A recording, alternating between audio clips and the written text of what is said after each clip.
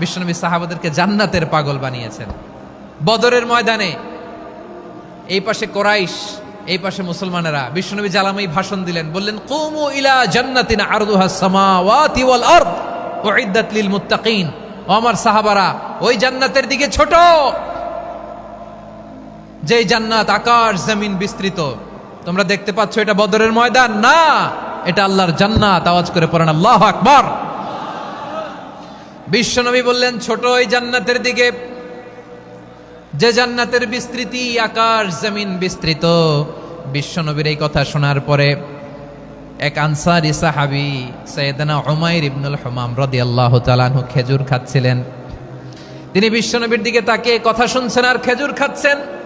যখন বিশ্বনবী বললেন জান্নাতের দিকে ছোট, যে জান্নাত আকাশ জমিন বিস্তৃত, বিশ্বনবীর কথা শোনা মাত্র সাইয়েদনা উমাইর ইবনুল হুমাম বললেন বাহ বাহ। কি বললেন?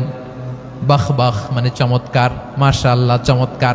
আমরা ইদানিংকালে চমৎকার কিছু দেখলে ইংরেজিতে বলে ফেলি না ওয়াও ওয়াও, বাহ বাহ, মাশাআল্লাহ।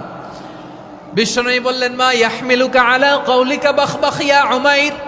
ও উমাইর, আমার এই কথা শুনে তুমি কেন বললা বাহ বাহ, চমৎকার চমৎকার কেন বললা?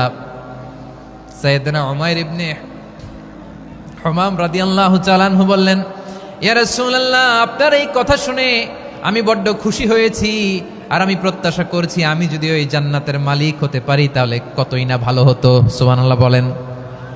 বিশ্বনবী বললেন ছোট এই জান্নাতের দিকে, যে জান্নাত আকাশ জমিন বিস্তৃত। আপনার এই চমৎকার মুখনিসৃত কথা শুনে আমার হৃদয়ের মধ্যে জান্নাতি হওয়ার বাসনা জেগে উঠলো, এজন্য বলেছি বাহ বাহ, আমি যদি ওই জান্নাতে যেতে পারতাম কতই না ভালো হতো। উমাইরের কথা শুনে বিশ্বনবী বললেন ঠিক আছে উমাইর, জান্নাতে ঢোকার জন্য, এই জান্নাতের অধিবাসী হওয়ার জন্য যেহেতু তোমার এত আকাঙ্ক্ষা, আমি বলে দিলাম আনতা মিন আহলিহা, তুমি আল্লাহর ওই জান্নাতের অধিবাসী হবা। যাও উমাইর, তুমি ওই জান্নাতের অধিবাসী, ওই জান্নাতে তুমি ঢুকবা, তুমি জান্নাতি। তার মানে সহজ কথায় তুমি জান্নাতি। সুবহানাল্লাহ বলেন। যখনই বিশ্বনবী বললেন জান্নাতি, সাইয়েদনা উমাইর রাদিয়াল্লাহু তাআলা আনহু খেজুর খাচ্ছিলেন আর মনে মনে ভাবে বিশ্বনবী যখন ওয়ারেন্টি দিয়েছে, বিশ্বনবী যখন গ্যারান্টি দিয়েছে আমি জান্নাতে যাব, তাহলে হাতে তো এখনো 3টা খেজুর বাকি। এই 3টা খেজুর যদি খাই তাহলে জান্নাতে ঢুকতে দেরি হয়ে যাবে। সুবহানাল্লাহ পড়েন। হাতে কয়টা খেজুর? 3টা খেজুর। বিশ্বনবী বললেন উমাইর আনতা মিন আহলিহা, তুমি ওই জান্নাতের অধিবাসী, তুমি জান্নাতি।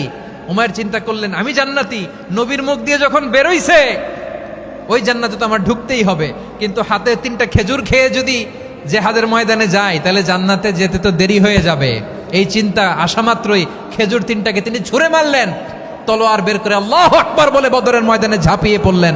আল্লাহর শত্রুদেরকে কচুকাটা করে এক পর্যায়ে শাহাদাতের সুধা পেয়ে নিজেও জান্নাতি হয়ে গেলেন। পড়েন সুবহানাল্লাহ। আমরা দুনিয়ার বুকে আমরা হয়েছি দুনিয়ার পাগল, ক্ষমতার পাগল, সম্পদের পাগল, খ্যাতির পাগল। বিশ্বনবী তার সাহাবাদেরকে বানিয়েছিলেন জান্নাতের পাগল। পড়েন সুবহানাল্লাহ। ওই জান্নাতে আমরা যেতে চাই কি চাই না? একা না সবাই মিলে? একা না সবাই?